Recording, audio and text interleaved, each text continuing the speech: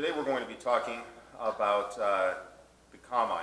The kamae are basically stances. How do you stand when you're dealing with different situations?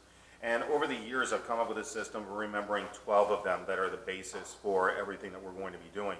Some stances are a hybrid of one and another, so they're a more complex stance, and you can definitely use them, but we're not going to be going over them in this course. Now, our first four are going to be based on something called ichimonji. Ichimonji is one line. I have one foot in front of the other. I'm going to step back with one foot. And if my heel, my toes, my heel, and my rear heel are all going to be lined up. I want to be as much in a straight line as I possibly can. I'm going to turn my body so my shoulders are in that same line that my heels are following.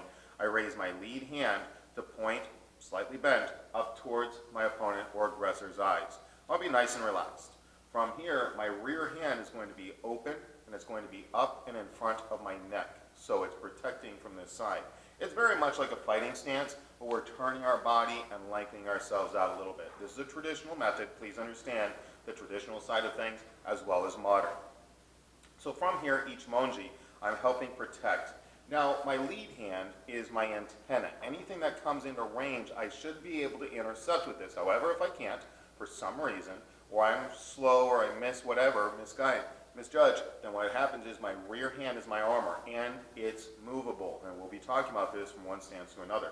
So ichimonji is our primary stance here. So lead hand pointing up at an angle, our body is turned, hips and shoulders in line with the target and backwards. My rear foot heel is in line with my lead heel and toes, so that line goes straight through. My rear toes are either pointing at a 90 or about 135 degrees, but I'm not pointing all the way straight back. I'm using this leg as an escape route so I can move around. From here, what happens is we move our rear hand up like we're on the phone. This is doko. Think of a tiger's tail, because that's what it's called actually, doko, tiger's tail, and think of it as a happy cat with his tail up in the air. Now this is to help protect the side of your head, especially after you've gone with an ichimonji to help protect and an ukinagashi strike and then moving in. You're keeping that hand here so that the other hand does not hit you, does not strike you. We'll talk more about that in future techniques and future drills. So from here we go ichimonji to doko, tiger's tail. Ichimonji one line, doko, tiger's tail. Now from here we're going to take our rear hand, we're going to drop it down to our hip, our rear hip, almost like, yeah, bring it on, anytime you're ready. This could also be a lot like a police officer putting his hand up saying, no, no, stay back, and he's prepping himself, getting ready to draw his gun should he need to do so. So this is another way of looking at it. One is a ready position, another is getting ready closer to our tools to be able to use those. Our next one, and that's bobi no kamae or ready stance, our next one is hicho no kamae. Now hicho no kamae is not something you sit there and stand in for life and longer, it's raising up that leg and then using it, trying to protect it, and then utilizing it or dropping forward so you can gain momentum. So from here, we take our fingers, close our fingers, and then put your thumb down over the top. This is called a boshiken. We'll talk about this more later. I believe it's also called a shitoken. The boshiken is the one that's most common for me and what I've learned over the years. From here, my rear boshiken comes over to my lead elbow to hide it. So my boshiken is hidden, and then my other one is in front.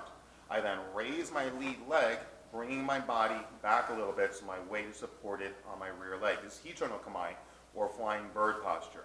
Now notice all these stem from this one. 1, 2, 3, 4. All very, very, very similar. We group these into section 1 of our kamae, so we can go ahead and practice these and understand them a little bit more readily, a little bit more quickly.